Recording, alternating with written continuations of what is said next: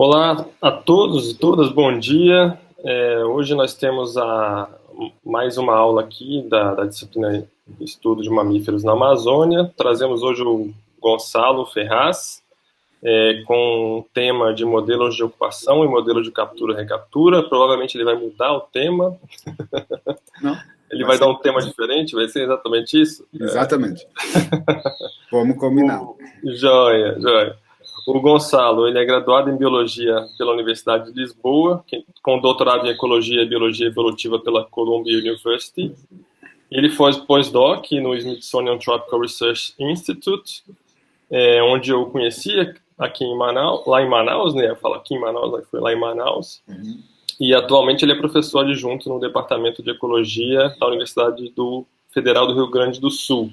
Ele trabalha na área de ecologia, com ênfase em dinâmica de populações, pesquisando três temas principais, que são o efeito do desmatamento em populações de aves amazônicas, dinâmica populacional de espécies ameaçadas e distribuição espacial e dinâmica populacional de vetores de doenças que afetam a população humana. O Gonçalo, nas horas vagas, ele também faz alguns podcasts bem interessantes. Então, Gonçalo, com você, bem-vindo, prazer em recebê-lo. Tá, modelos de ocupação de sítios e de marcação-recaptura de indivíduos, tá? Agora sim, tá aparecendo, né? Tá aparecendo. Tá. Então, vamos lá. A primeira ideia mais geral que é importante deixar bem claro numa aula sobre modelos é que não existem modelos certos de nada na natureza. Um modelo é sempre como um mapa, é uma representação que, por definição, vai ser imperfeita. Então, não deixem que ninguém venha dizer para vocês, bom, não deixem não, vocês não podem impedir ninguém de dizer nada, mas não tomem muito a sério, não se preocupem se alguém numa banca um dia disser esse modelo que você usou aí, ele não está correto, porque ele não inclui o efeito da chuva sobre a tosse do ratinho que vai fazer ele ficar intocado mais tempo. Gente, pode ser que interesse, pode ser que não interesse, modelo nenhum é errado por não incluir o detalhe que o avaliador gosta particularmente. Tá? Então, o objetivo não é representar a natureza com o máximo de detalhe possível. Quando a gente faz isso, normalmente a gente entra numa roubada. O Jorge Luis Borges nos avisa sobre isso com este texto, que é um texto histórico fictício, tá? Ele assinou como Soares Miranda, Viajes de Varones Prudentes, livro 4, capítulo 45, Lérida, 1658, tá? Isto é um documento fake, tá?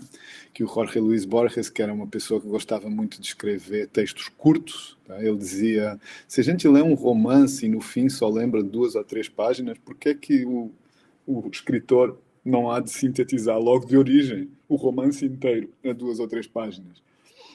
Não é? Ou a um parágrafo, que é o caso do que ele faz aqui. Ele nos dá este texto que fala sobre a exatidão na ciência. E que diz assim, naquele império a arte da cartografia chegou a tal perfeição que o mapa de uma só província ocupava toda uma cidade. E o mapa do império ocupava uma província inteira. Com o tempo, até estes mapas se tornaram obsoletos. E a Sociedade dos Cartógrafos elaborou um mapa do Império inteiro, que tinha o próprio tamanho do Império e coincidia com ele, ponto por ponto. Porém, as gerações vindouras, não tão apaixonadas pelo estudo da cartografia como os seus antepassados, entenderam que esse mapa imenso era inútil e, não sem algum desprezo, abandonaram o mapa às inclemências do sol e dos invernos. Nos desertos do oeste ainda hoje se podem encontrar algumas ruínas dispersas do mapa, habitadas por animais e mendigos, e por toda a terra não resta outro vestígio das disciplinas da geografia. Tá? Então está aqui o lembrete de que quando a gente constrói modelos de seja o que for, a gente nunca está tentando, e se tentar vai se dar mal, fazer uma representação ponto por ponto da natureza. Tá? No dia em que a gente fizer isso, a representação deixa de ter utilidade. Então, modelos são sempre mapas. São sempre abstrações. Tá? E qual é a estratégia e a tática que a gente segue para construir estes modelos sobre a natureza? A gente formula perguntas biológicas. É bom que sejam perguntas que ainda não têm resposta, porque se já tiverem resposta, a gente só vai estar solenizando o óbvio e vai estar perdendo tempo gastando dinheiro à toa. Então é bom formular perguntas biológicas que ainda não têm resposta e responder essas perguntas com base em pesquisa sobre, neste caso, do assunto de hoje, de mamíferos ou de qualquer assunto de ecologia de populações. Tá? A gente quer responder às perguntas com base em pesquisa sobre populações de organismos vivos na natureza. A tática, tá? Como é que a gente, no detalhe da ação, como é que a gente vai responder essas perguntas? É coletando dados empíricos, observando a natureza e fazendo estimativas de parâmetros, de modelos sobre esses dados empíricos. Tá? Então, a estratégia é formular perguntas biológicas. A tática é coletar dados e estimar parâmetros. Tá? Então, a gente tem uma tarefa de estimativa de parâmetros, a gente tem a tarefa de definir esses parâmetros no contexto de um modelo. Tá? Agora, no script que nós vimos antes, já visualizamos modelos de ocupação de sítios e de marcação-recaptura, e a gente tem a tarefa de coletar dados empíricos. Sempre que a gente faz uma estimativa, a gente faz uma afirmação incerta sobre o valor de um parâmetro. E esta afirmação é sempre acompanhada de uma quantificação de incerteza. Tá? Então, vocês já devem ter visto em aula ou em livro de texto essa representação de... Imaginem que a verdade sobre o valor do parâmetro está no centro de cada um desses 4 alvos.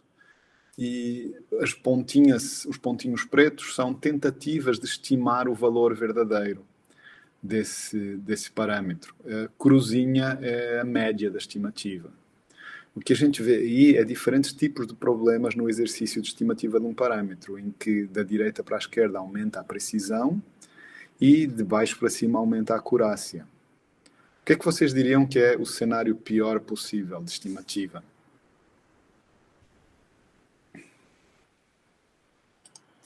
Qual desses 4 cenários é o pior possível, de acordo com a intuição de vocês?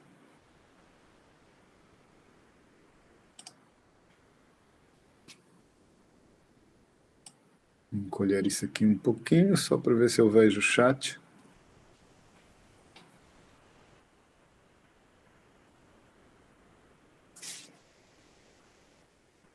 Estou fazendo esta pergunta de novo, não é para avaliar ninguém, é só para ver se ainda estou em contato com o planeta Terra. Ou se já estou saindo do sistema solar. Alta precisão e baixa acurácia. De acordo, Jéssica.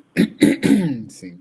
Às vezes a nossa intuição nos ultrapassa e diz que o pior possível é ter baixa acurácia e baixa precisão. Seria o gráfico do canto inferior direito. Tá?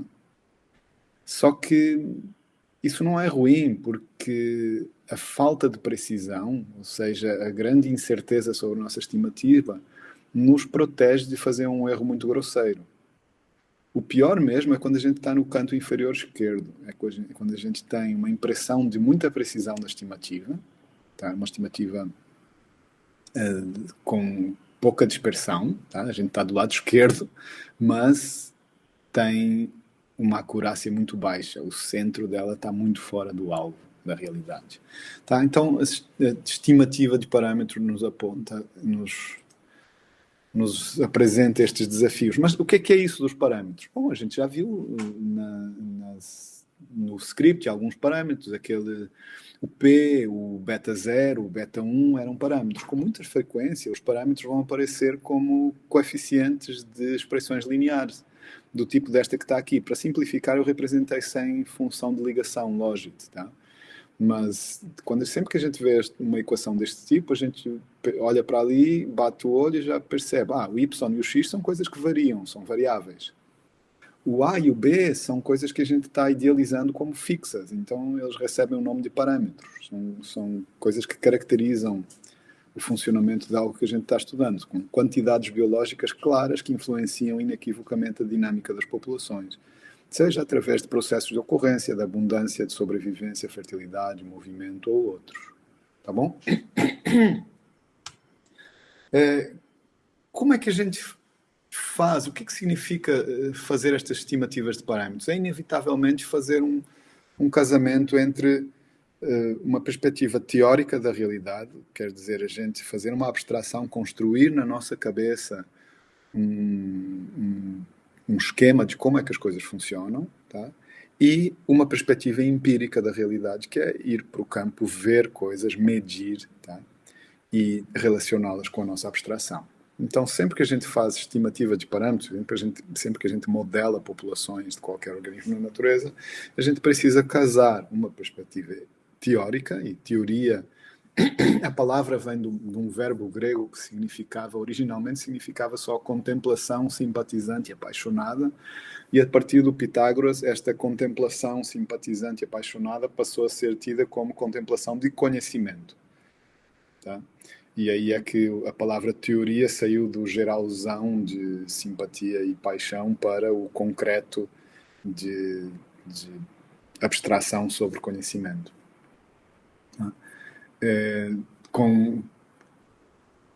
Compatível com esta visão, a gente tem uma frase do Descartes no Discurso do Método, em que ele diz que a razão é um instrumento universal que pode servir em toda a sorte de situações. Tá? E aí temos as duas crianças, ou melhor, uma criança meio de surpresa com o divertimento da outra, que disse que ela está fazendo um modelo no computador da construção, e diz, não, isso é só uma simulação para ver como é que vai ficar quando estiver montado. Então o cara que está no computador está fazendo uma abstração, e o outro estava esperando ter uma experiência empírica. Tá? Então, diferente disto, o empirismo é uma atitude que procura se afastar de coisas pré-feitas, de ideias inatas e de tradição, tá? E construir conhecimento mais diretamente relacionado com evidências recolhidas pela experiência sensorial. Tá? E isso é uma frase de John Locke, que é um dos influenciadores, se pode aplicar essa expressão ao século XVII, da corrente empirista da ciência. Tá? Ao trabalhar neste meio de campo entre teoria e empirismo, a gente ao estimar parâmetros, a gente precisa quantificar incerteza. Isso nos leva... O que eu vou fazer em seguida é mostrar para vocês como é que o nosso trabalho... Vou passar aqui um pouquinho para a tela. O que eu quero fazer em seguida é um resumo de como o nosso trabalho de biólogos pode cair em 4 categorias, em 4 grandes categorias diferentes, e onde é que se encaixa isto que a gente faz de modelar populações na natureza e estimar parâmetros para explicar essas populações. E para isso eu vou juntar 2 dicotomias. Uma delas eu já apresentei para vocês, que é de que a gente trabalha ou mais focado na abstração, quando faz teoria, ou mais focado na observação da natureza, quando a gente faz trabalhos empíricos. Mas há outra dicotomia que nos interessa muito quando se trata de estatística, que é o quanto a gente tenta incluir processos estocásticos ou quantificação de incerteza nas nossas investigações científicas. Tá? Existem coisas que a gente pode estudar de uma forma muito determinística.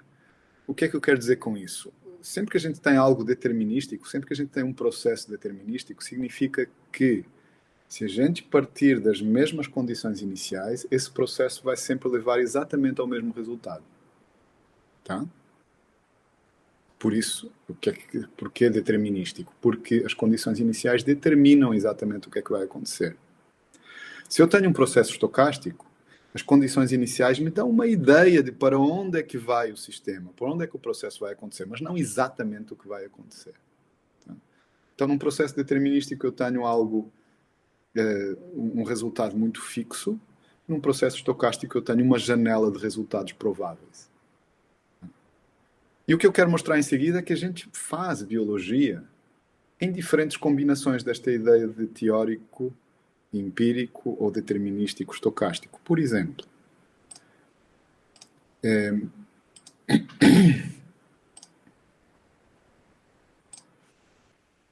Um autor que vocês já devem ter ouvido falar várias vezes, o Victor Voltaire, ele fez equações, construiu equações para tentar prever como é que funciona a interação populacional entre predadores e presas. Este gráfico aí à direita mostra num eixo o tamanho da população de uma presa e no outro o tamanho da população de predador. E ele propôs que, em condições simples, a gente iria ter uma oscilação das duas populações em contrafase. O que essas elipses aí dizem é que quando aumenta muito a população de presa, a população do predador vai aumentar atrás dela até um momento em que a população de presa começa a diminuir e depois da diminuição da população de presa vai diminuir também a população de predador. Quando tem pouco predador, volta a ter mais presa porque os predadores não estão comendo e assim por diante, num ciclo em contrafase, em que quando um está subindo, outro pouco depois começa a descer, e quando o outro começa a descer, o outro começa a subir, enfim, as duas oscilações, típica imagem de lebre e lince em livro de texto de ecologia. O que é que nos interessa, neste caso, sobre o Victor Voltaire, é que este trabalho foi feito sem dados, ele só explorou o comportamento de equações, e é completamente determinístico. Ele não está preocupado em dizer qual é a probabilidade da população de predador estar acima de um determinado valor. Ele só está dizendo, olha, de acordo com estas equações simples que eu bolei, bastante intuitivas de como é que funciona a interação entre predadores e presas, eu prevejo que vai ter comportamento cíclico em contrafase. Tá bom? Então isso é um exemplo de biologia, ecologia, com uma perspectiva completamente determinística, porque não há uma tentativa de quantificar a incerteza, e sem dados, no sentido que é completamente teórico isto, e é uma construção de uma abstração. A gente também pode ter análises determinísticas com dados, que é o caso aqui do trabalho do Gauss, explorando situações em que existe ou não existe exclusão competitiva. Tá? Ele tem aqui, o que ele está fazendo é cultivando dois tipos de paramécia em laboratório. Há culturas em que ele tem uma espécie, o Paramécia aurelia, cultivado separado, é a linha de cima, e outra em que eles estão juntos, Paramécia aurelia caudato. E há situações em que as duas populações conseguem coexistir em laboratório e outras em que uma exclui a outra. Ele não está preocupado em excluir por quanto, qual é que é a probabilidade de ser excluído, só está procurando situações quantitativas em que diz, olha, se eu misturo desta maneira, há uma paramécia que domina a competição e exclui a outra. Se eu misturo de outra maneira, elas vão coexistir numa população misturada. Por que é que eu chamo de determinístico? Porque o Gauss não fez nenhuma expressão de qual é que era a incerteza dele quanto ao resultado desta interação. Ele dizia, não, se começar desse jeito vai ter esse resultado, se começar do outro jeito vai ter outro resultado. Tá? Só que ele estava trabalhando com dados de laboratório, diferente do Voltaire. Ele não estava só fazendo abstrações matemáticas, só, porque não é pouco, tá? Mas ele não estava escolhendo a via de fazer abstrações matemáticas, ele estava fazendo coisas em laboratório e tentando interpretá-las. Tá? Então vimos dois exemplos de biologia completamente determinística, sem dados, abstrata, e com dados, o empírico. Depois temos situações como este trabalho do Richard Lewontin, que faleceu este ano, tá? Um dos gênios da biologia do século XX e XXI. Recomendo muito que vocês leiam trabalhos dele e principalmente revisões de livros e de artigos sobre ciência e procedimento científico em geral. Tem coisas muitíssimo interessantes. Mas o Richard Lewontin fez um trabalho em que ele nos explicou que quando existe incerteza sobre a taxa de crescimento populacional da espécie, tá, a realidade do crescimento futuro vai ser um pouco abaixo daquilo que a gente esperaria num crescimento determinístico dessa mesma espécie.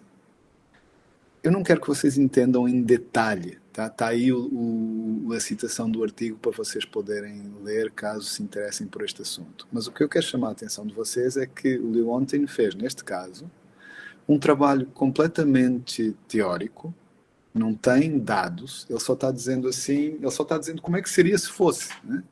Ele está dizendo, se uma população crescer de uma forma estocástica, com uma taxa de crescimento que não é sempre o mesmo valor em todos os anos, aquilo tem um ruído em volta da taxa média, o que é que eu espero que aconteça no futuro do crescimento dessa população? É algo que na média vai ser igual ao crescimento com taxa fixa ou vai ser um pouco abaixo? E a conclusão dele é que vai ser um pouco abaixo. Isto tem uma importância aplicada muito grande porque nos diz que quando a gente transita das explicações determinísticas para as explicações estocásticas do crescimento populacional, a realidade pode ser um pouco pior do que a gente imagina. Pior em termos de perigo de extinção da população no futuro. Tá? É um trabalho estocástico, mas sem empirismo. Ele está tentando quantificar a incerteza quanto ao futuro da população, mas está fazendo isso com base em abstração pura, sem dados de campo.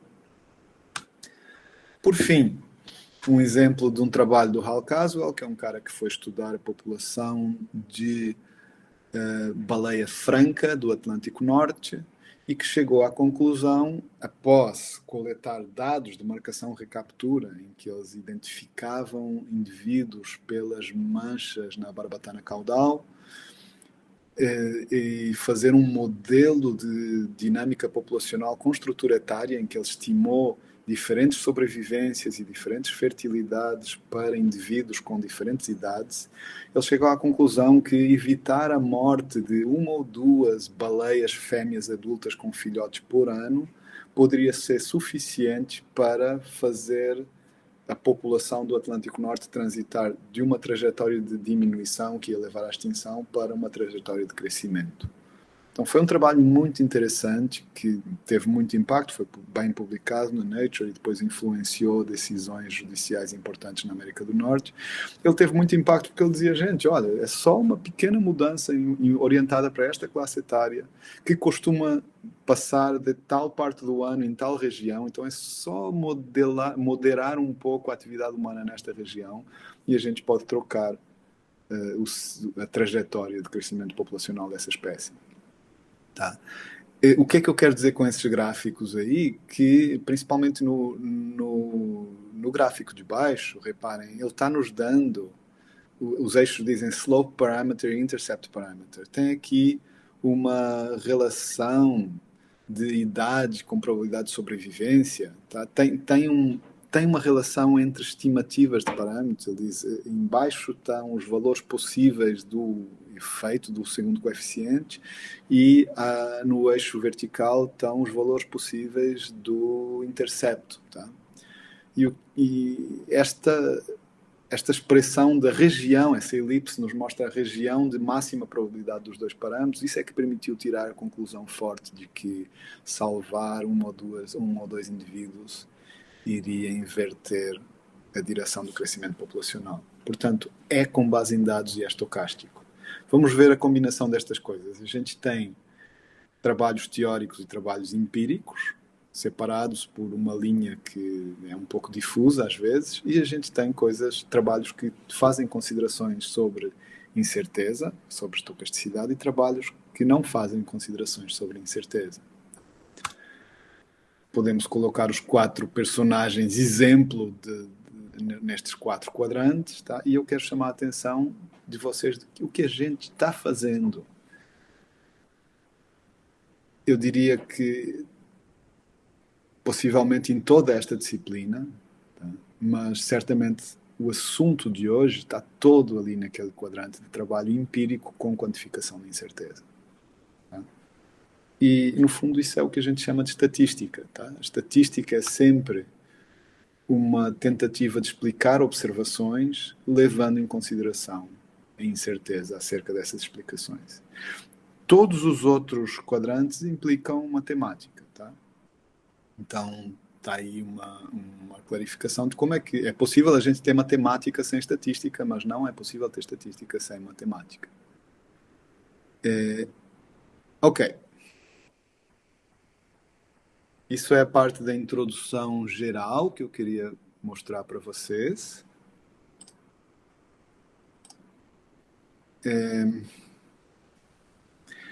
Os slides que vêm em seguida são noções básicas sobre um pequeno conjunto de modelos que vai incluir modelos de ocupação de sítios e modelos de marcação-recaptura. Mas eu vou resumir para vocês diferentes tipos de modelos, que premissas é que eles fazem e como é que a gente deveria desenhar a amostragem para obter dados para eles. Quais são as perguntas antes de eu entrar nessa etapa? Tivemos uma introdução geral, agora em seguida vamos ter um detalhamento de modelos e finalmente eu vou encerrar com uma sequência de exemplos de aplicação, de trabalhos do meu laboratório, feitos com alunos do meu laboratório para vocês verem aplicações dos modelos. Tranquilo? Então, vamos lá. Lembrando que vocês podem sempre interromper.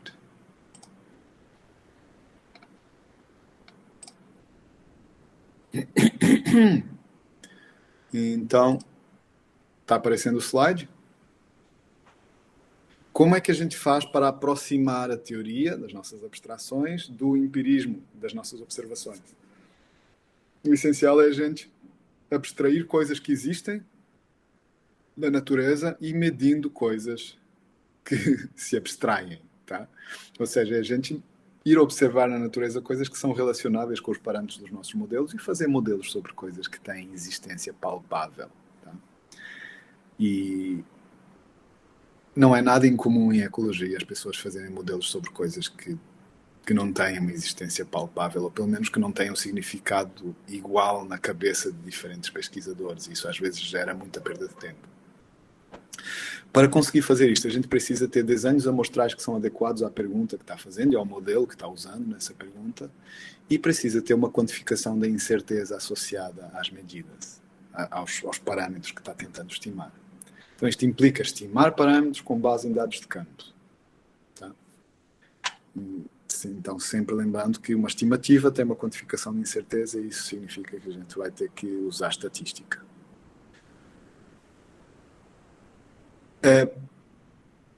Em seguida, os próximos 3 slides, eu quero mostrar para vocês uma coisa que é chamada na literatura de modelos hierárquicos como a forma canónica da análise de populações animais, porque ela tenta identificar de uma forma bem tosca, bem grosseira, os 2 desafios fundamentais que a gente encontra quando procura entender na natureza populações de mamíferos ou de qualquer outro grupo, tá?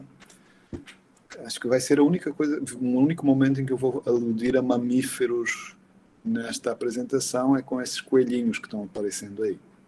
O que é que eu quero falar para vocês? Em primeiro lugar, é que sempre que a gente faz um estudo na natureza, ou quase sempre,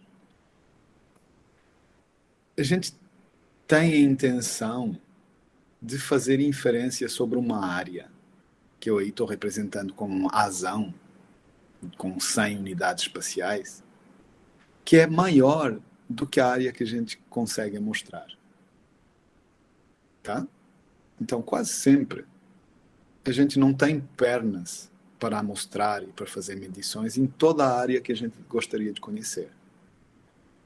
Isso é algo bem compreensível para quem trabalha na Amazônia, mas é aplicável em todo o mundo. Tá? Então, se, por exemplo, eu quisesse saber quantos coelhinhos tem na minha área de inferência, o azão, e eu só tivesse amostrado o azinho, como área amostral, 10 vezes menor, para fazer a inferência de quantos coelhinhos tem no total, eu teria que dizer, bom, contei 4 numa área de 10, e eu vou extrapolar para a área de 100, que é 10 vezes isso. Para isso eu vou ver qual é que é a relação entre o azinho e o azão, é 0,1. Tá? Então, para eu obter uma estimativa Y, chapéuzinho, uma estimativa de quantos coelhinhos tem na minha área de inferência, eu vou pegar aquela contagem e dividir pelo alfa, ou seja, multiplicar por 10. E eu obtenho uma estimativa de 40 indivíduos. Tá? O que é que eu quero representar com este slide é que em todo o problema de análise de populações, a gente tem que se deparar, tem que parar para pensar o quanto é que a nossa área amostral representa realmente a nossa área de inferência. Aquela pergunta que foi feita no início da apresentação, se uma análise de marcação-recaptura é só num sítio ou não, tem alguma relação com isto, porque, vejam bem, na realidade, o que a gente quase nunca sabe ao certo é qual é o limite exato dessa areazinha do azinho. Tá? Eu estou representando aqui como se esses 4 coelhinhos tivessem sempre circunscritos ao quadrado interior. Mas na natureza a gente não sabe isso. A gente vai, conta 4 coelhinhos ali e não sabe se aqueles 4 coelhinhos estão circunscritos àquele quadrado ou se eles se afastam e vão até para além da área de inferência. Tá? Então, nem sempre uma contagem é uma densidade. Tá? Nem sempre, mesmo que eu soubesse exatamente quantos coelhinhos se encontravam no momento da minha amostragem naquele quadrado de dentro, muitas vezes eu não tenho a certeza se a densidade é realmente 4 por cada 10 unidades de área, ou se a área que esses coelhinhos ocupam é muito maior. Então, primeiro desafio, representatividade espacial da nossa área amostral. Segundo desafio, capacidade de detectar, identificar, de amostrar aquilo que realmente está na natureza. O que eu estou mostrando aqui nesse slide é que eu vi 4 coelhinhos no exemplo, mas na realidade estavam 10 lá. Estão ali 6 coelhos invisíveis com tracejado, que eu estou querendo representar com aquilo que não foram vistos. Eu não sei disto, tá? Mas há situações em que pode acontecer. O que é que isso significa? É que a minha probabilidade de detectar coelhinhos que estão lá na área, na real, não é 1, ela é 0,4. Neste caso, eu só detectei 40%. Então, o desafio de converter uma contagem em uma estimativa de abundância fica um pouquinho mais complexo. Em vez de eu somente dividir o C da contagem dos 4 coelhinhos pelo alfa, que é a relação entre áreas, eu vou dividir também pela probabilidade de detecção. Então isto vai ser igual a multiplicar por 10 para corrigir a área, fico 40 indivíduos, mas depois a pensar, não, mas isto que eu vi é só 40% do total, e o total seria 100 indivíduos. Pronto, e aqui eu captei o segundo elemento da minha forma canónica, o segundo desafio da minha forma canónica de análise de populações animais, que é conseguir quantificar o quanto é que a minha amostragem falhou. Tá? Então tem um estimador canónico da abundância, e isto eu expliquei falando de número de indivíduos numa área, mas o mesmo raciocínio pode se aplicar para o número de sítios ocupados, e aí a gente faz o pulo de análise de abundância ou de marcação-recaptura, em que o foco é nos indivíduos, para a análise de ocupação de sítios. Tá? Então vamos começar por falar, antes de entrar, sair dos slides um pouquinho. Eu sempre saio dos slides na esperança de ver alguma cara, mas não estou vendo ninguém, só estou vendo nomes.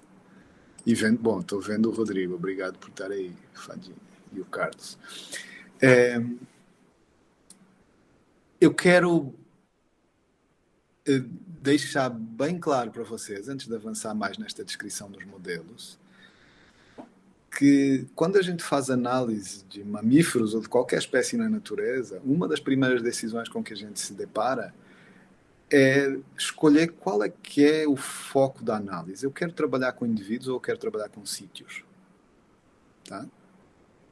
É uma bifurcação que é muito importante a gente escolher, é muito importante a gente escolher o caminho consciente do que está fazendo. Tá? Se eu estou numa situação em que eu tenho possibilidade de capturar indivíduos, marcá-los, reencontrá-los, construir histórias de captura, isso me convida a ir pelo caminho do foco nos indivíduos.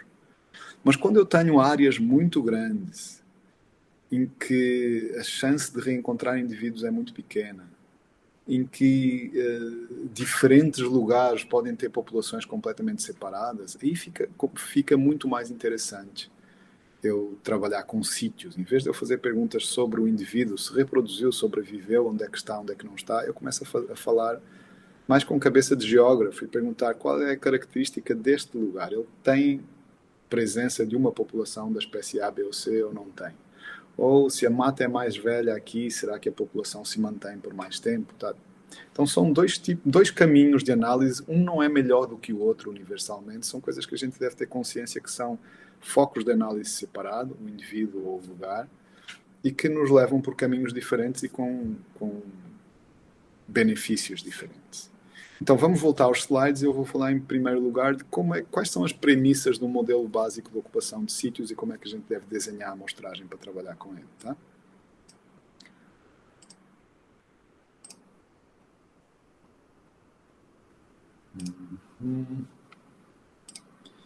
Então, quando o foco é no sítio e não no indivíduo, a gente tem problemas de estimativa de ocupação de sítios.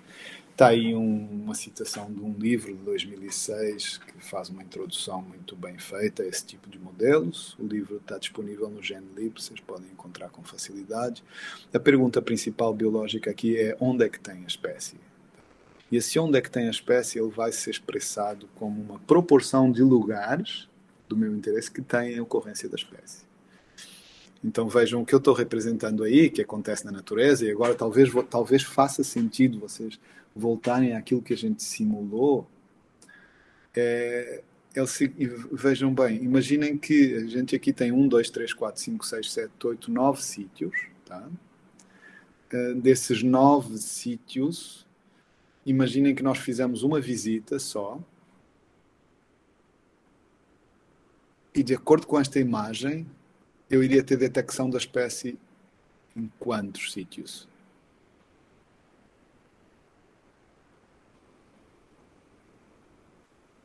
Vou pedir uma resposta no chat ou por voz. Em 5. Em 5. Ok, então muito obrigado. Estamos em contacto e a linguagem gráfica dos coelhinhos está funcionando. Fico feliz. Então nós temos 9 sítios. Pelo que eu estou mostrando aí, 7 desses sítios têm a presença da espécie, mas uma visita nos vai dizer que só tem a espécie em 5. Tá. Como é que eu resolvo este dilema? Eu resolvo ele, tá, fazendo mais do que uma amostragem em diferentes sítios. Qual é que é a premissa deste modelo? Eu digo que os sítios são fechados. O que é que eu quero dizer com isto? Não há aqui a consideração de que um sítio pode ter a espécie num momento e não ter no outro, durante a minha amostragem. Nesse sentido é que eles são fechados. Não há extinção local nem colonização. Durante o meu estudo. E os sítios são independentes. Quero dizer, não importa se um sítio está ocupado ou não, para eu saber se o outro vai estar ocupado ou não. Tá?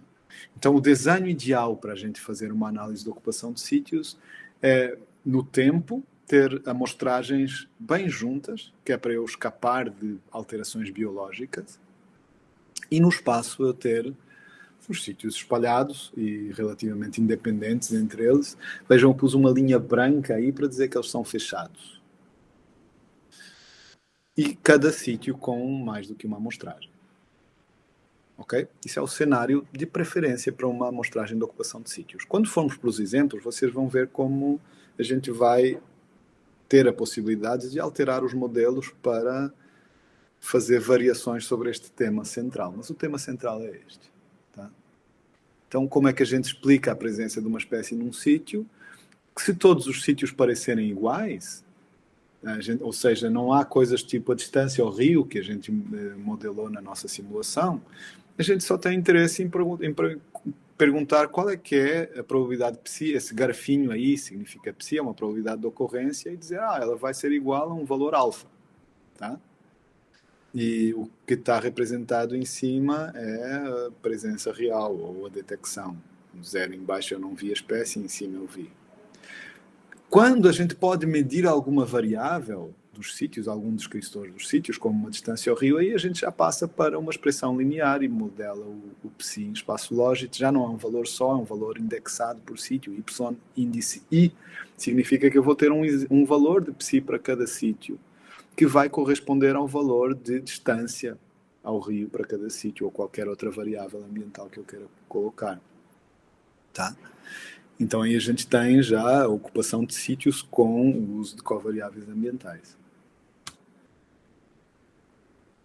Quando a gente pode medir uma variável dos sítios, como a distância ao rio, e admite variação aleatória em torno da nossa explicação, aí a gente vai pegar aquele valor do psi e vai dizer assim, bom, o facto de eu ter uma probabilidade de ocorrência alta não garante absolutamente, não determina absolutamente que a espécie vai ocorrer.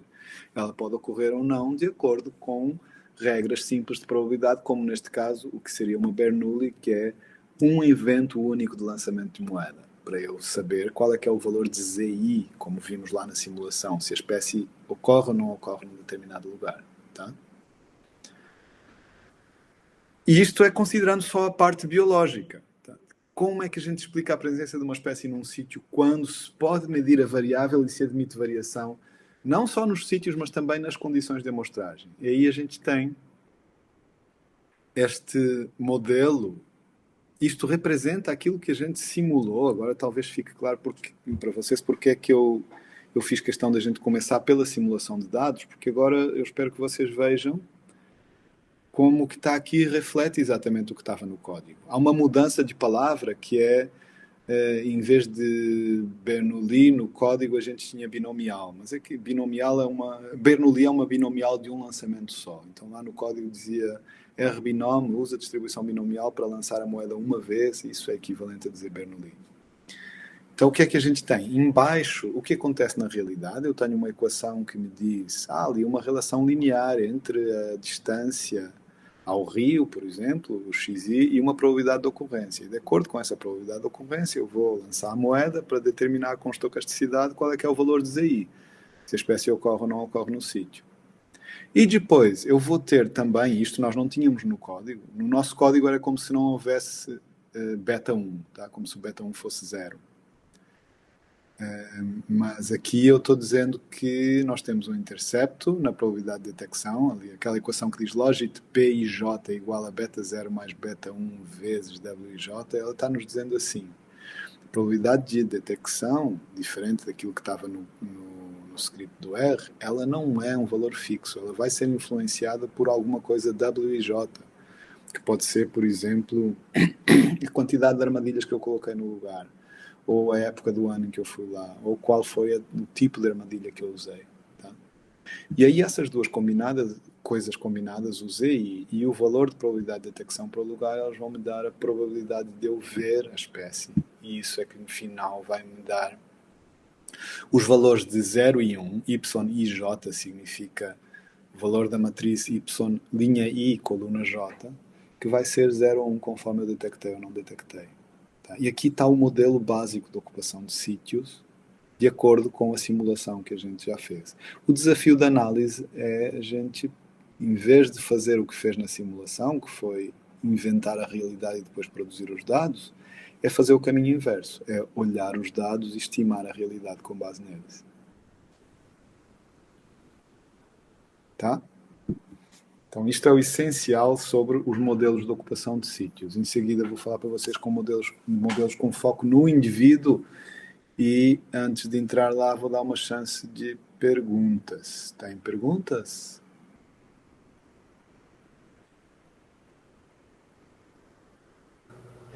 Ok, beleza. Muito obrigado, Renan. Então vamos de volta para modelos com foco no indivíduo. A forma mais primitiva da gente falar de modelos com foco no indivíduo é o estimador de Lincoln-Peterson. É uma forma artesanal, antiga, de marcação-recaptura, que, apesar de ser artesanal e antiga, às vezes tem muita utilidade, que ela é especial porque ela trabalha sem marcação individual. A gente só tem indivíduo com marca ou indivíduo sem marca. Quando eu trabalhava no INPA, eu costumava... houve alguns anos em que eu fiz exercícios de marcação e recaptura com camarão e igarapé.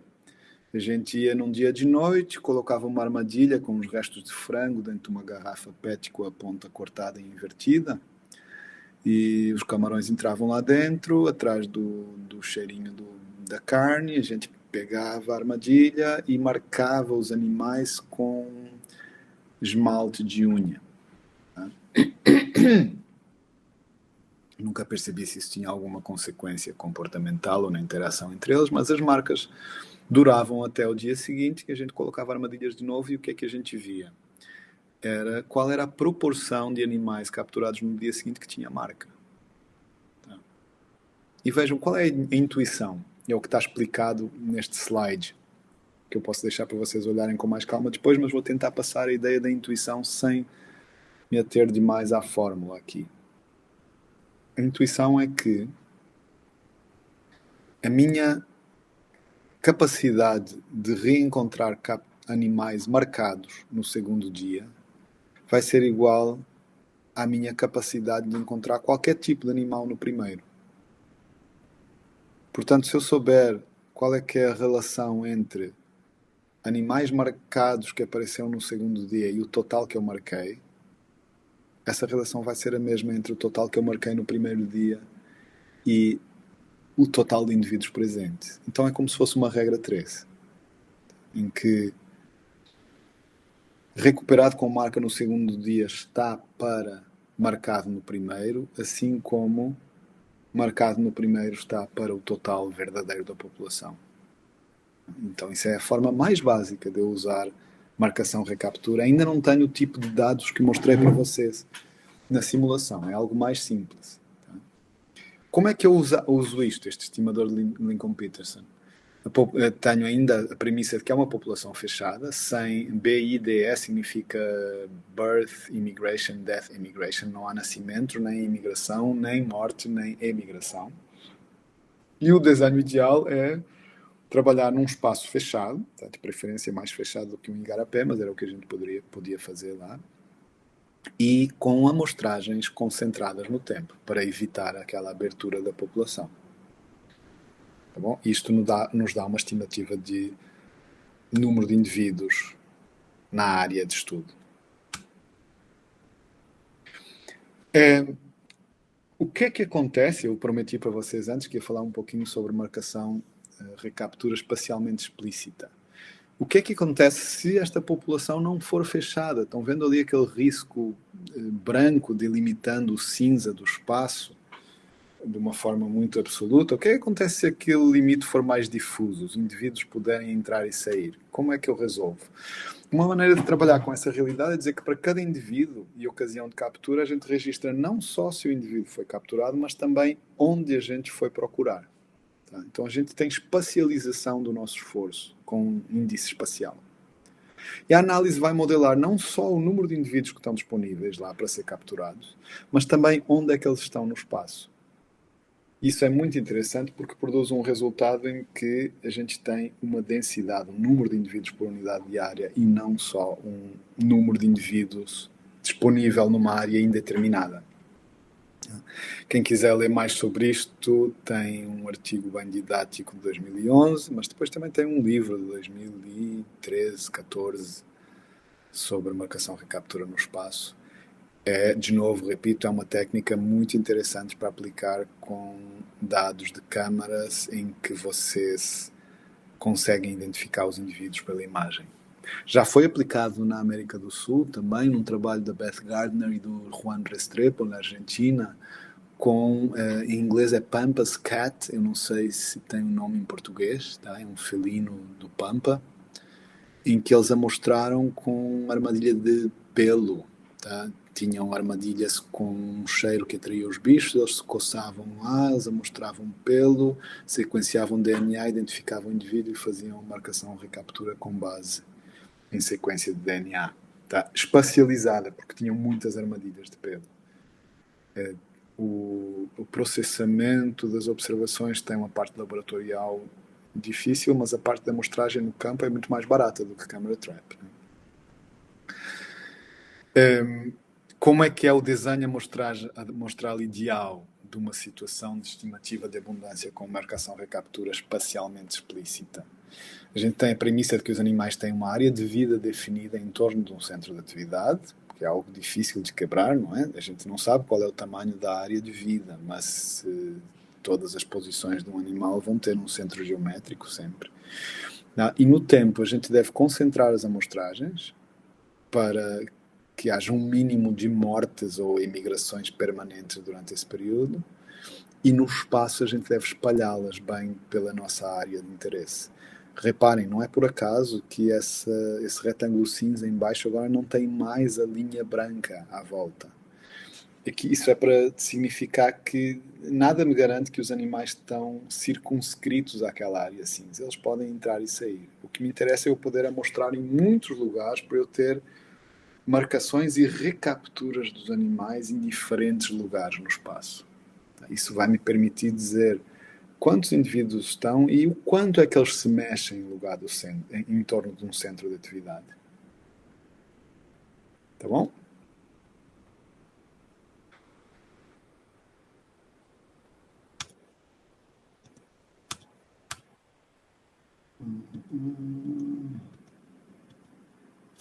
Só um segundo para eu me orientar aqui. Ok.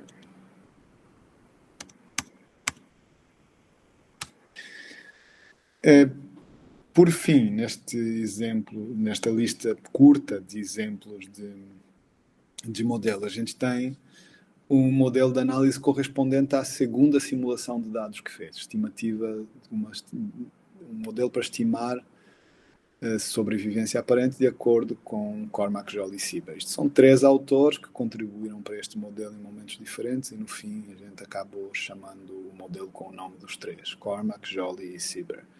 São artigos dos anos 60 e 70.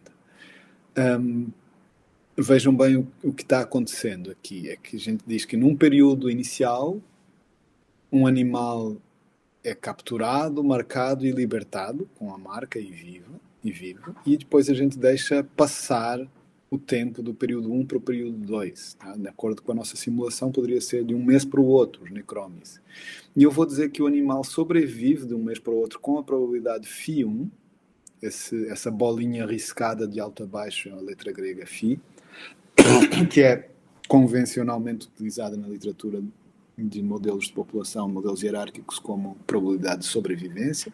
Eu digo que o animal vai sobreviver com a probabilidade φ1, do tempo 1 para o tempo 2, e morrer com a probabilidade 1 menos φ1, não é? Porque não tem intermédio. Se uma coisa não vive, necessariamente ela vai morrer.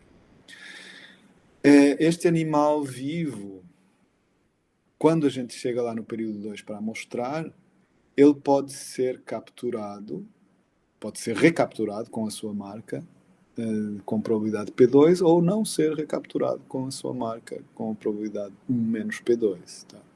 Se ele tiver morrido, necessariamente ele não vai ser visto. Então, os dados que resultam destes percursos que a história do animal pode levar é, no primeiro caso, 1-1, ele é capturado e recapturado. No segundo caso, 1-0, tá? Ele é capturado, continua vivo e não é recapturado. E no terceiro caso a mesma coisa, 1-0, ele foi capturado e depois não é recapturado, não porque a captura falhou, mas porque ele morreu. Então o desafio é a gente conseguir distinguir o primeiro 1-0 do segundo 1-0. Se a gente tiver só 2 ocasiões de captura, não pode fazer nada. Não tem como distinguir. Mas se a gente tiver 3, aí começa a aumentar a nossa chance de entender, porque a gente poderia ter, por exemplo, no segundo caso, um 1-0-1, que é algo que seria impossível no terceiro caso de morte. Tá? Então, quanto mais a gente tiver tempo de observação, mais aumenta a nossa chance de distinguir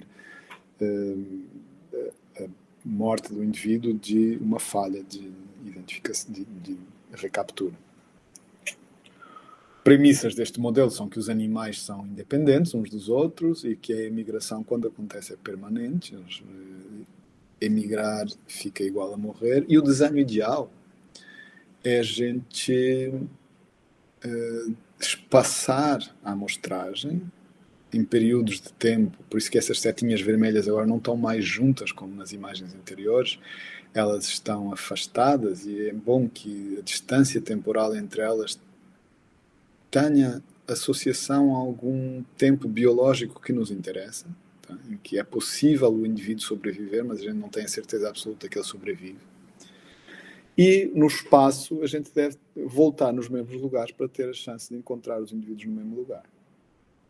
Os indivíduos que estão vivos. Notem de novo que não tem linha branca fixa para dizer o espaço aqui não é fechado. Os indivíduos podem sair. Só que a saída deles vai ser tomada como morte. Por isso a gente estima sobrevivência aparente. Isto pode ser estendido no tempo, durante bastante tempo, enquanto tiver dinheiro. Tá?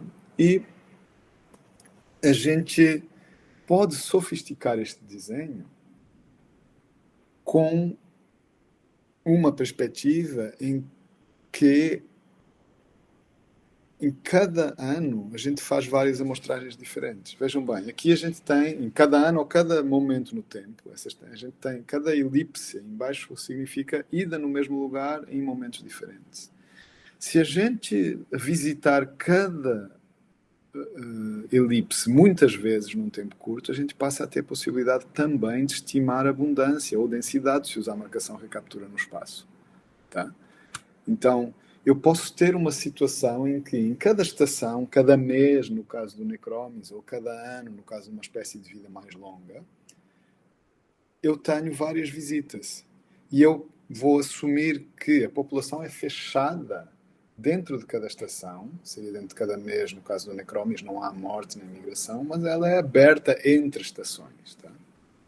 Isso se chama o desenho robusto de Pollock, que foi bolado por um senhor chamado Ken Pollock na tese de mestrado dele, tá? E que hoje virou um clássico de modelagem de populações animais. Se aplica tanto neste caso de estudo de sobrevivência com foco no indivíduo, como em casos de análise de ocupação de sítios. Eu vou mostrar depois para vocês um exemplo disso. Então, se a gente fosse usar desenho robusto de Pollock com análise de indivíduos, no contexto da marcação recaptura, a gente tem a premissa de que existe fechamento dentro das estações amostrais, mas não entre estações. E aí o desenho ideal é a gente ir espaçar visitas replicadas no tempo e aglomeradas umas com as outras. Então, tipo, se é uma vez por mês a amostragem, faz várias amostras dentro de uma semana só. Depois fica 3 semanas sem ir lá e volta de novo. E cada vez que vai lá, faz várias amostras repetidas. Reparem que, de novo, está aparecendo a linha branca em volta da elipse para significar que agora a gente tem a premissa de fechamento dentro da estação temporal de amostragem, mas não entre estações. Este é um desenho amostral. Há poucos desenhos muito versáteis que nos permitem fazer muitas coisas diferentes, mas talvez dentro do contexto de amostragem de populações animais com foco no indivíduo, este é o desenho mais versátil que a gente tem, tá? Porque ele permite a gente ver alterações temporais no tamanho da população e permite entender a sobrevivência de indivíduos. Inclusive, se a gente tiver um desenho com as amostragens indexadas espacialmente, a gente pode perceber densidade e movimentos de indivíduos. Também pode ser prolongado no espaço durante bastante tempo. E reparem, é muito importante a gente resistir à tentação, que muitas vezes é uma coisa esperada de nós, como biólogos, principalmente quem trabalha em consultoria já deve ter passado por isso. Muitas vezes a gente tem uma demanda de distribuir a amostragem igualmente ao longo do tempo.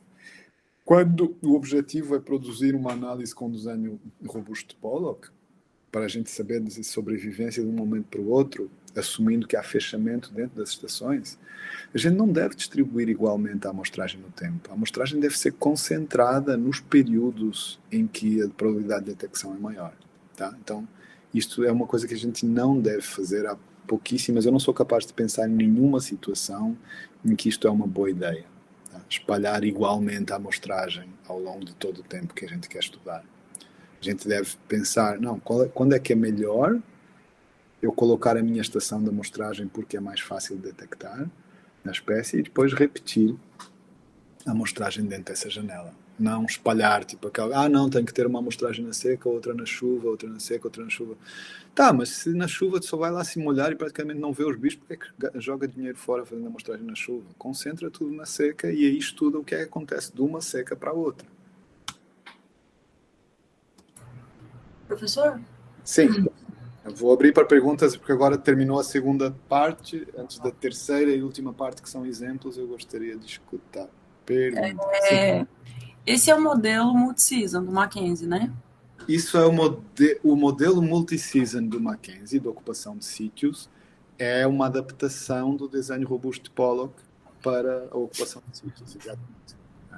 Quando eu estava tentando aprender ele, eu fiquei preocupada com a questão de... como é que chama? Como é que fala? Quando... independência temporal, sabe? Independência temporal.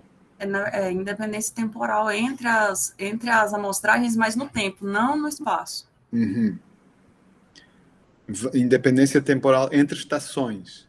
Isso. Você está entendendo, quando eu uso as palavras estação e visita, está entendendo como é que eu estou usando, não é? A estação é mais grosseira, a visita é mais detalhadinha. Várias visitas dentro de cada estação. E você está preocupada com o problema de independência temporal entre estações? Isso. Ou entre visitas? Eu entendo que as visitas, elas podem ser, elas são tipo uma pseudo-réplica dentro da estação. Elas são, do ponto de vista da amostragem, elas são uma réplica. Tá. Do ponto de vista da biologia, não. Mas do ponto de vista da amostragem, são uma réplica. Porque você pode assumir que cada vez que vai lá, está fazendo a mesma coisa. Tá, E as chances de amostragem são iguais. Eu acho que talvez seja bom abrir mão do conceito e do termo de pseudo-replicação neste contexto dos modelos, porque às vezes uma coisa que é uma boa réplica para um fim não é para outro. Então a gente não pode afirmar que tal coisa é em absoluto uma pseudo-réplica. Tá. Então não precisaria preocupar com independência temporal ou se isso poderia comprometer algum... A independência temporal entre estações não existe. Mas é por isso que a gente gosta destes modelos. É porque eles reconhecem essa ausência de independência temporal entre estações. Tá? Porque, focando no modelo que você viu, o modelo multi-season do Mackenzie, o que ele está dizendo é assim: eu ter ou não ter uma espécie num sítio, num determinado momento no tempo, não é independente do que aconteceu ali no passado. Se no passado a espécie estava lá, é mais provável que eu continue vendo ela do que se no passado ela não estava lá, na maior parte dos casos. Então, o objetivo desses modelos é precisamente examinar essa dependência temporal. Ela existe na natureza e o modelo considera ela, por isso que ela é atrativo para a gente. A minha pergunta é porque ecologicamente eu concordo com o senhor, assim, perfeitamente, mas é porque estatisticamente, às vezes, as pessoas... Por exemplo, foi uma pergunta que me fizeram, sabe? Tipo, e a independência temporal? Eu falei, putz, e aí? Eu não sabia justificar.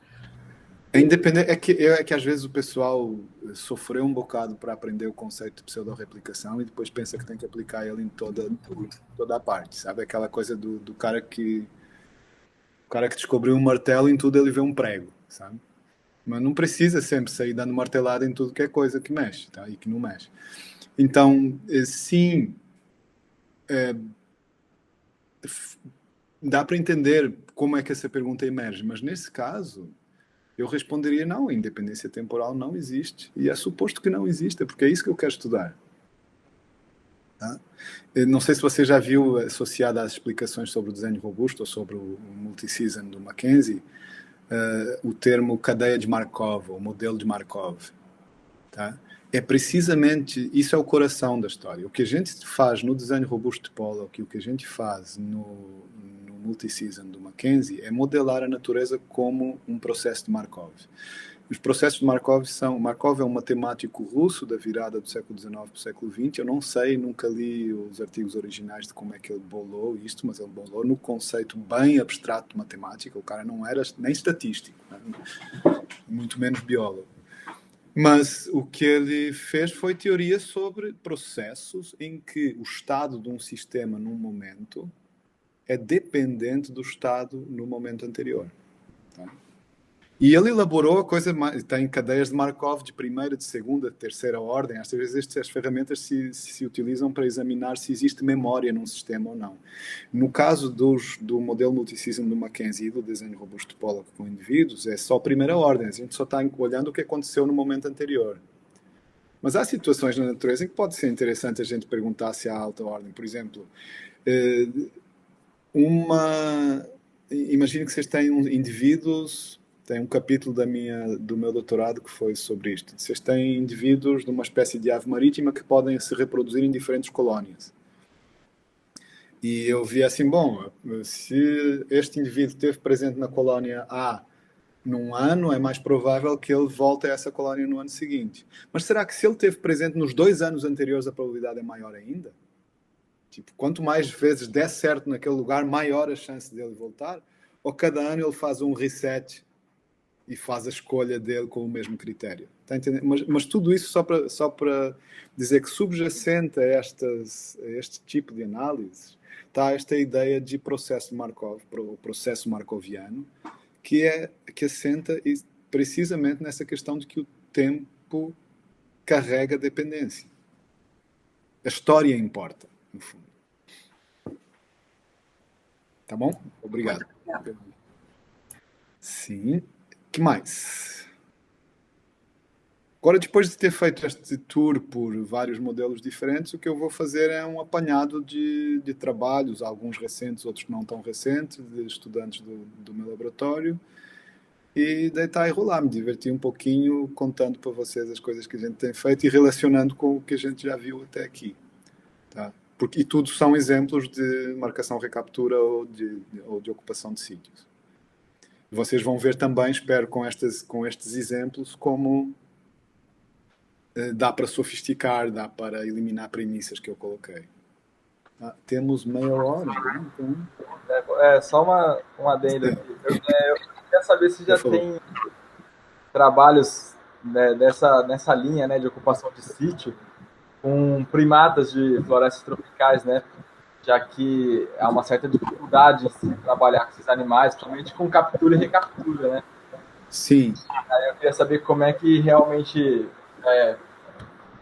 se tem algum trabalho que usa essas estimativas ou esse método, código... Captura, recaptura... Renan, lembra que captura, recaptura e ocupação de sítios são coisas diferentes, tá? Ah, tá. Captura, recaptura, você vai lá, marca o animal, identifica quem é quem e vê onde encontra o animal. Mas a ocupação de sítios, olha, em julho eu estive visitando um colega chamado Igor Coelho, que está trabalhando com Guigó da Caatinga, lá na Chapada Diamantina, com um desenho de ocupação de sítios. Em que eles estão tentando coletar dados de maneira que permita estimar a abundância, se for possível, mas no mínimo eles conseguem a ocupação de sítios. Estão mostrando várias regiões. O Guigó da Caatinga é um primata muito pouco conhecido, porque ele ocorre em densidades baixas, se desloca muito, só que grita pra caramba. Então o que eles estão fazendo é eles dividiram a área de estudo em 4 regiões grandes com características de vegetação ligeiramente diferentes e planejaram vários lugares da amostragem. Estão com um megafone gigante que projeta o som muito longe com uma gravação do Guigó. Eles tocam aquilo e ficam escutando a resposta. Às vezes respondem grupos diferentes e aí eles contam os grupos. Só que, essencialmente, na base, eles vão produzir uma matriz como aquela que a gente simulou no início. Sítios, ocasiões da amostragem e teve ou não teve resposta. Tá bom? Então, aí tem um exemplo, mas com certeza tem mais. Se você procurar Site Occupancy, Primates, Tropical, você vai encontrar mais coisas. Obrigado. De nada. Obrigado. Vamos para os slides. Então, agora... Primeira coisa, um exemplo sobre onde é que estão os sítios ocupados. Tá? Isto é um trabalho que foi aceito na semana passada e ontem eu olhei as provas. É um trabalho da tese de doutorado da Viviane Zulian, que dedicou a tese dela toda a entender uma espécie de papagaio da Mata Atlântica, da qual se sabia relativamente pouco, é o papagaio de peito roxo, a Amazônia vinácea. Tá? O primeiro trabalho que ela fez foi uma estimativa de abundância, de quantos indivíduos, qual é o tamanho da população total em toda a área de estudo. E o segundo foi este trabalho que eu vou mostrar só 2 mapas para vocês, que é sobre a distribuição geográfica. Tá? Então a gente foi muito, o doutorado dela foi muito um doutorado de bora arrumar a casa do conhecimento sobre essa espécie. Vamos ver primeiro quantos tem, depois onde estão. Para ver quantos tem, a gente tinha contagens, nós próprios fizemos contagens numa região, no oeste de Santa Catarina, visitámos dormitórios, pontos de congregação dos indivíduos durante a época não reprodutiva, em que eles se concentram mais, e colaboramos com o pessoal que faz contagens em outras áreas do Brasil e da Argentina e do Paraguai, para fazer a estimativa da abundância. Mas depois a gente sabia que a espécie está presente em lugares em que a gente não está contando. Como é que vamos fazer para realmente desenhar a distribuição com um pouco mais de confiança? Porque nós tínhamos umas dezenas de pontos de contagem e sabíamos que a espécie está presente em mais lugares. E o que a gente fez foi, bora fazer um modelo de ocupação de sítios em que a gente mistura dados de diferentes fontes. Vamos usar as contagens dos pesquisadores e vamos usar também dados de ciência cidadã. Porque tem Wikiaves, tem eBird e tem Xenocanto, que são 3 plataformas onde qualquer pessoa pode chegar e colocar detecções da espécie, e vamos tentar usar essa informação para combinar as diferentes fontes de dados e desenhar um mapa com a probabilidade de ocupação de cada município da área de estudo. E o que resultou foi isso aqui. Vejam, no mapa A, em cima à esquerda, a gente tem em cinza escuro o mapa que está na UICN, tá? O mapa de área de ocorrência da espécie. Você não projetou a tela, Gonçalo? Não projetei a tela. Não. Muito obrigado.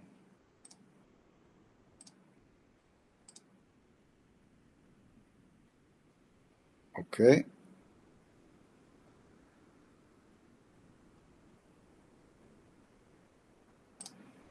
Agora sim? Agora sim. Ok, então em cima à esquerda, os polígonos cinza escuro é onde a UICN nos diz que a espécie está com certeza. O tracejadinho grandão é o que a UICN chama de possibly extant. Possivelmente a espécie está aí. As cruzinhas azuis, os diamantes pretos, as bolinhas, tudo isso são pontos de detecção da espécie de acordo com as 4 bases de dados que a gente combinou. Tá? E aí a Vivi passou uns bons 2 anos trabalhando nisto e produziu, no fim, essa superfície que está no B é uma superfície de valor médio do Z. Lembram do Z que a gente simulou? Aqui é um Z estimado, tá? E como ele é estimado, vai ter um valor médio. Tá? E então, escuro é onde é que a gente tem muita certeza que a espécie está presente, Z médio entre 0,9 e 1, e clarinho é onde a gente tem quase certeza que não tem a espécie. Estão vendo? Olhem como a UICN tinha 1, 2, 3, 4, 5 regiões e a gente está resolvendo isso em 2 grandes regiões, com muito mais concentração de certeza da presença na região norte do que se imaginava antes. Tá?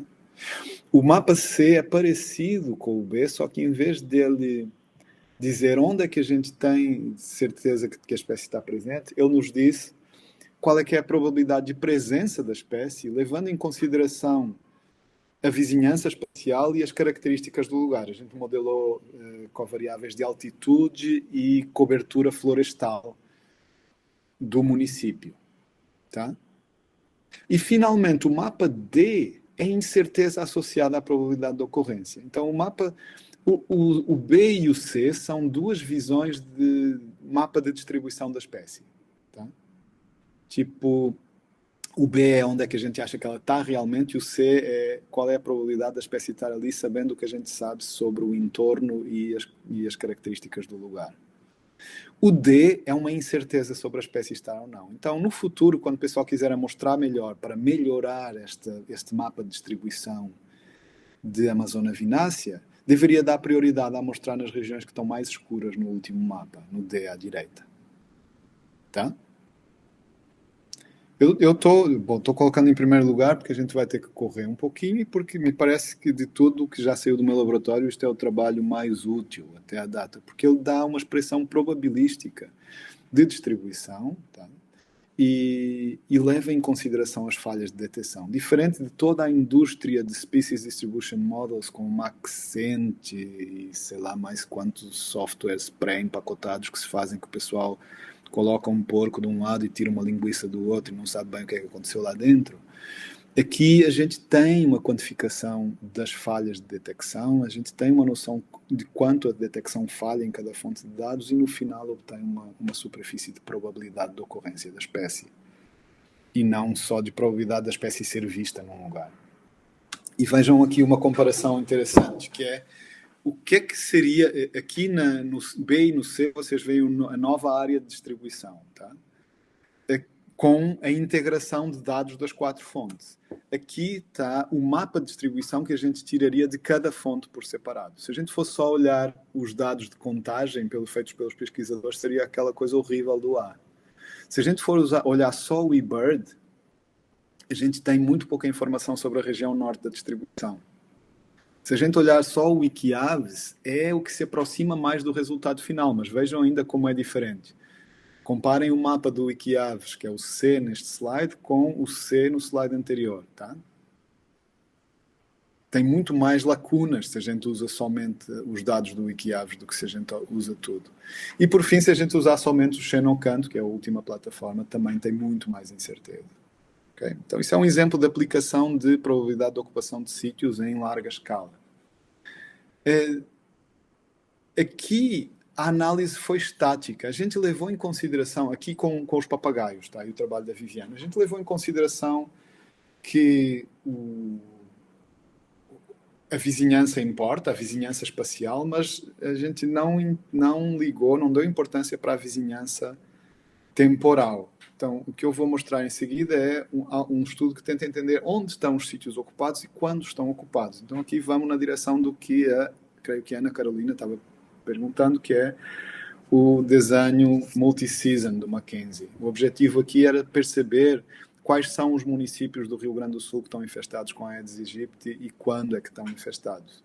A gente usou aquele desenho robusto de Pollock, só que em vez de a gente querer entender se um indivíduo vive de um momento para o outro, a gente vai entender se um município que está infestado num determinado momento continua infestado no próximo momento. Tá? O que nos permite, então, caracterizar a distribuição do mosquito, levando em consideração a realidade que ela é muito influenciada pela época do ano. No verão tem muito mais do que no inverno, porque o tempo esfria bastante no Rio Grande do Sul. Tá? Estes são dados de 473 dos 496 municípios do Rio Grande do Sul, com mais de 10 mil detecções. A vantagem de trabalhar com mosquito é que tem informação em grande quantidade, tá? E isto foi um trabalho feito pelo André Lusa.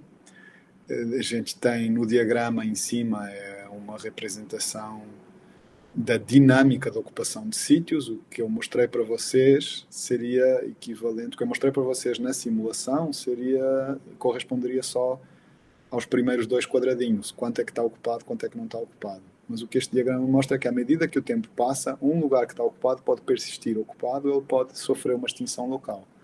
E o lugar que não está ocupado, ele pode sofrer uma colonização, receber a espécie, ou permanecer sem colonização. Isto, então, a gente, para além de estimar qual proporção é que está ocupada, a gente quer estimar também qual é que é a probabilidade de um lugar ser colonizado ou de um lugar sofrer extinção local, num modelo que leva em consideração um processo markoviano. E também, o André fez também aqui, para colocar a cereja em cima do bolo, ele também levou em consideração que um lugar que não tem a espécie, mas é vizinho de um município que tem a espécie de mosquito, ele vai aumentar a sua probabilidade de receber uma colonização no próximo momento, que tem muita lógica, não é? Isto são mapas dos resultados do André, com o valor mínimo e máximo da distribuição, e vejam, o que está em cinza e preto é uma representação dos dados. Tá? Cinza é onde é que a espécie foi procurada e não foi detectada, e preto onde é que ela foi procurada e detectada, numa determinada semana. Tá? E o que está em tons de vermelho é a nossa estimativa da probabilidade de ocorrência da espécie. A probabilidade de infestação. Vejam como a análise suaviza muito a distribuição, como ela nos permite entender melhor a diferença entre o inverno, que está em cima, e o verão, que está em baixo, ou o outono e a primavera, não é? E como ela nos dá visões muito diferentes da distribuição do Aedes albopictus e do Aedes aegypti. Tá?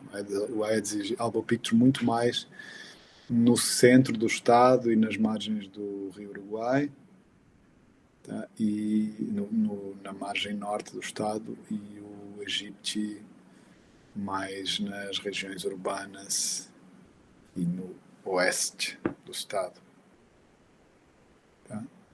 Isso é um artigo que o André publicou na revista do SUS, Epidemiologia e Serviços de Saúde, sobre o mapeamento da distribuição de mosquitos. A gente fez, eu vou pular esta análise, é outro artigo que eu acho que é muito legal, mas demora tempo a explicar, mas o que a gente fez aqui foi uma análise de sensitividade. Nós representamos, aqui é uma análise não do estado inteiro, mas só de Porto Alegre e só de Aedes aegypti. E o que a gente fez foi representar ao longo do tempo como é que varia a probabilidade de infestação, tá? E com base nisso, e nas estimativas da probabilidade de um lugar ser colonizado e de um lugar sofrer uma extinção local, a gente perguntou em qual época do ano é que o controle, a tentativa de eliminar mosquitos vai fazer mais estragos sobre a população em geral, tá? E esses gráficos aí, A e B, à direita, estão nos dizendo em quais épocas do ano é que a previsão de infestação geral é mais vulnerável a alterações na extinção local ou na colonização. Então, onde essas linhas sobem mais é onde vale mais a pena fazer a intervenção para matar mosquito. E o curioso que a gente chegou à conclusão é que os períodos em que compensa mais fazer intervenções de controle não são necessariamente os períodos que têm mais mosquito. Tá? Porque nos períodos que têm mais... Isso faz sentido, é uma coisa que saiu do nosso modelo matemático, do modelo estatístico da distribuição dos mosquitos, mas também bate certo com a intuição, apesar de inicialmente parecer que não. Porque quando tem um monte de mosquito é porque a reprodução está bombando. Tá? E ficar matando um mosquito nessas circunstâncias pode ser muito parecido com enxugar gelo. Quando a população está diminuindo, que é o que acontece no outono, que ela está mais mal das pernas, aí é que pode valer mais a pena a gente fazer intervenção, se conseguir encontrar os mosquitos e matá-los. Por isso, resultou que final de outono e inverno são os períodos que mais vale a pena fazer controle. Outro tipo de pergunta que a gente pode fazer com modelos de ocupação de sítios é onde estão os sítios ocupados e como eles estão ocupados. Isto aqui para chamar a atenção de vocês que até agora a gente só falou de modelos de ocupação em que há só dois tipos de ocupação diferentes. O sítio tem a espécie ou o sítio não tem a espécie. Mas há muitas situações em que pode ser biologicamente interessante a gente colocar um pouquinho mais de detalhe. Por exemplo, eu posso querer saber se tem a espécie com atividade reprodutiva ou se tem a espécie sem atividade reprodutiva.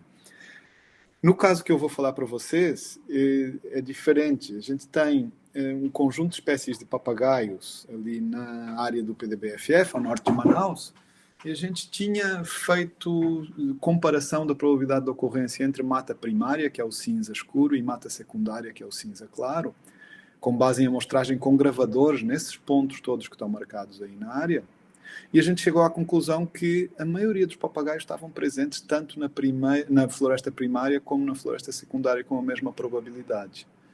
Tá? E essa floresta secundária não é tão antiga. Ela, nesta época, tinha uns 30 anos de pós-corte raso. Então, poxa, a gente ficou pensando, mas será, poxa, capoeira é tão diferente da mata primária? Será que os bichos realmente usam com a mesma probabilidade, usam igualmente? Estão vendo aí a foto em cima à direita, mostra um fragmento de mata com mata muito mais alta do que a capoeira aqui na frente. Então há diferenças de estrutura da vegetação, pelo menos. A gente ficou meio encucado, será que todas essas espécies são indiferentes a isso? E a gente resolveu fazer o seguinte, vamos dividir esta realidade em dois tipos de presença. Uma coisa é a espécie está presente e ela pousa no lugar e usa realmente a vegetação daquele lugar, ou outro tipo de presença é a espécie só usa de passagem. Tá? Como é que a gente infere isso? Usando as gravações. A nossa amostragem foi com gravadores, essa coisa troncha que está aí amarrada numa árvore é um gravador, um SM2, e a gente foi olhar os sonogramas de cada vez que escutavam a vocalização de um papagaio e percebeu que há situações em que a gente tem o cenário de baixo, o sonograma de baixo, durante muito tempo a gente escuta a vocalização com a mesma intensidade sonora. Tá? E o cenário de cima, que é a vocalização se escuta primeiro ao longe e depois vai ficando cada vez mais forte, cau, e depois volta cau, a desaparecer. É uma espécie de um efeito de Doppler na gravação. A gente viu, bom, aí o B é a evidência de que o bicho está parado num lugar, A a evidência de que ele está passando. E a gente fez um modelo de ocupação de sítios com 3 estados. Vejam embaixo, a realidade nos diz que um lugar pode não ter a espécie, ele pode estar ocupado por indivíduos da espécie que só passam por cima, ou ele pode estar ocupado com pouso dos indivíduos naquele lugar. Os valores de cima da observação, eu não vou ler cada um deles para vocês, mas o que eu quero chamar a atenção de vocês é que a gente modelou a probabilidade de detecção diferente para diferentes situações. Tipo, se a espécie só passa por cima, a minha facilidade de detectá-la é diferente do que se ela passa e pousa. Tá? E aí a gente obteve um resultado bem diferente daquilo que a gente tinha inicialmente, que é, vejam, em cima está o efeito da floresta secundária, SF, Secondary Forest, no Psi e no R. Então, o Psi é só estar presente lá, sem pousar. E quase não há efeito da floresta. Mas quando a gente olha o R, que é a probabilidade de a espécie estar presente e pousar, o efeito da floresta secundária é quase sempre negativo. Vejam como os triângulos estão abaixo dessa linha tracejada que responde ao zero. Então, no fim, quase todas as espécies estão usando com pouso a floresta secundária bem menos do que elas usam a floresta primária. Embaixo está a mesma coisa para o efeito de detecção. Então, a gente, para além de elas estarem menos presentes, ainda são mais difíceis de detectar. Mas estão vendo, isto é um exemplo de como a gente pode enriquecer um modelo de ocupação de sítios modelando algo mais do que a simples presença e ausência da espécie. A gente também pode perguntar, numa coisa que não vimos nos modelos nas simulações do início, mas que dá para fazer, quantos indivíduos são? Como se a abundância fosse uma ocupação de sítios sofisticada. E aqui a surpresa, a novidade aqui de fim da apresentação, é que a gente pode falar de abundância sem necessariamente ter indivíduos marcados, como só contando, tá? Que é o que a Viviane fez no início do doutorado dela com a estimativa de abundância. A gente foi para vários dormitórios, fez contagem, pôs várias pessoas diferentes, em grupos diferentes, contando ao mesmo tempo, tá? E registrando sem falarem umas com as outras, e depois a gente fez este modelo que diz assim, olha, a realidade é que o número de indivíduos que estão num lugar são influenciados por características do lugar, esse log do lambda aí, lambda seria o valor médio de indivíduos que estão num lugar. Isso aí vai influenciar, por uma distribuição de população, um número de indivíduos que realmente estão presentes, e depois na amostragem a gente tem uma contagem, o nosso YJ, quantos indivíduos conta, é distribuído de acordo com uma binomial influenciada pelo número de indivíduos que realmente estão lá e a probabilidade de detecção.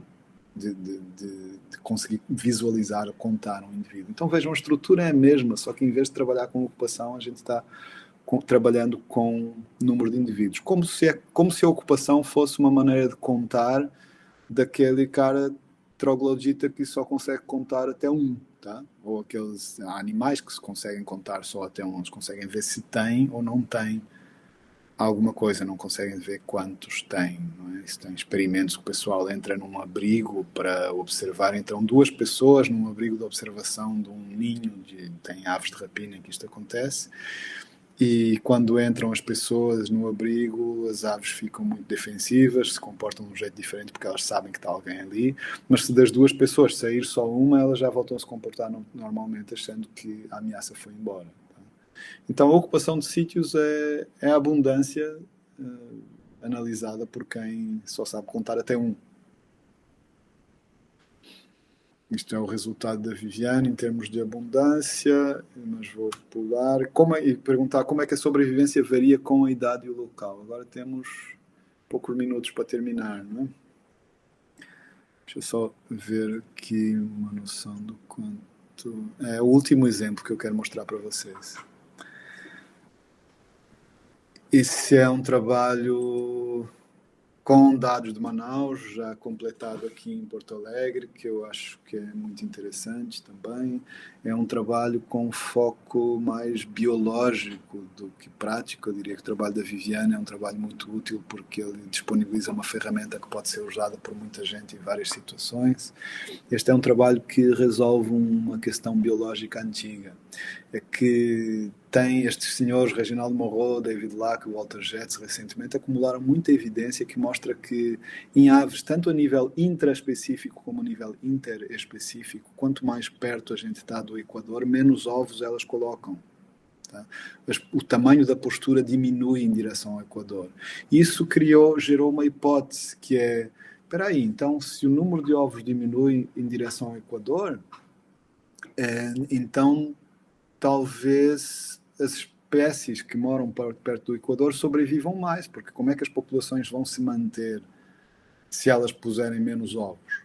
Então deve ser que elas vivem mais tempo para colocarem posturas menores, mas mais vezes.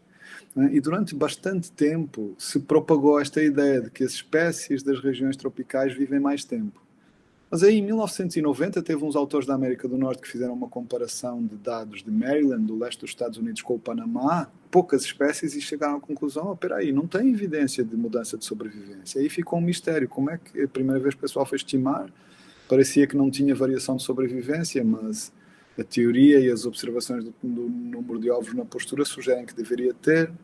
Aí o Bob Rickleffe sugeriu que talvez então a diferença seja nas idades. Os adultos vivem o mesmo tanto, porque esse estudo de Maryland e do Panamá tinha sido só com adultos, talvez os adultos vivem o mesmo tanto, mas a sobrevivência dos jovens seja muito diferente. Ele publicou uma análise de uma espécie só no Panamá, na Ecology, e colocou essa ideia, e durante um tempo parecia que estava desaparecendo a hipótese de que havia realmente um gradiente de sobrevivência. E o que a gente fez foi estimar sobrevivência para 40 espécies de passarinhos na área de floresta a norte de Manaus, distinguir sobrevivência em jovens e em adultos e depois comparar as estimativas. Esse é o modelo, só para vocês lembrarem, não vou ler em detalhe, mas é um modelo Cormack-Joly-Sieber que é desenvolvido com muitas espécies ao mesmo tempo. A gente tem uma estimativa de parâmetros para cada espécie e aí está de novo aquela dualidade da gente modelar a realidade da observação separadamente, em 2 níveis hierárquicos diferentes, daí o nome de modelo hierárquico. E isso foi o resultado que a gente obteve.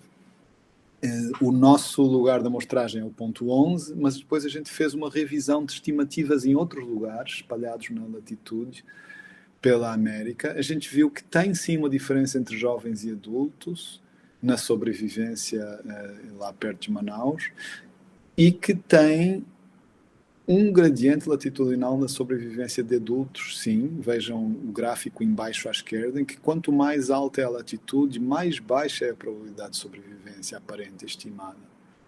Tá?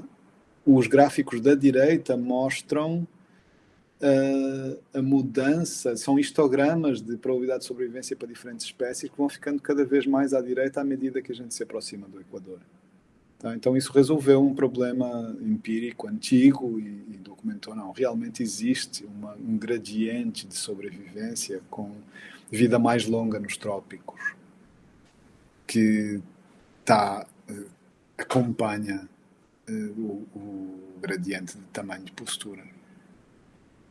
E bom, era isso que eu queria falar para vocês, agradecer a instituições várias que apoiaram o trabalho no meu laboratório, os alunos mais recentes, todos os alunos e colegas que já passaram pelo Laboratório de Biologia de Populações, e Rodrigo Fadini e equipe da UFOPA, e Carlos também, e todos vocês que me ouviram. Para encerrar, 2 recomendações. Quem quiser aprender mais sobre isto, sobre este assunto, eu apresento cada ano uma disciplina de introdução à modelagem ártica, que são 6 dias de detalhamento e com mais instrumentalização. A apresentação que eu fiz hoje foi só de fundamentos teóricos, não teve nada sobre ferramentas para usar, mas quem quiser fazer essa disciplina pode fazer. Eu espero que no ano que vem, em fevereiro, ela já seja presencial. A gente costuma ir para a Estação Agronómica da Universidade Federal do Rio Grande do Sul, ficar uma semana lá encerrado no campo, construindo modelos, e esse curso é anunciado nesse link do laboratório, do meu laboratório. E segundo o Rodrigo falou lá no início que eu faço alguns podcasts, na verdade eu gosto de escrever poesia, estou fazendo um trabalho que era para ser um cordel só, mas está virando uma novela em verso, vocês podem acompanhar. Se chama Cordel do Corte Raso, é uma ficção sobre 3 personagens fictícios que têm as suas aventuras entre os biólogos em Manaus, no INPA, tá? Então vai ser familiar para muita gente. Quem conhecer Manaus ou o norte do Brasil, acho que vai dar umas risadas com esse cordel. É uma coisa em formato de cordel nordestino, mas com narrativa de vida de biólogos em Manaus. Fica aí o convite para vocês acompanharem. Estão publicados 12 capítulos e estão em processo de escrita mais 12. No ano que vem será publicado o resto. E era isso que eu queria mostrar para vocês. Perdão.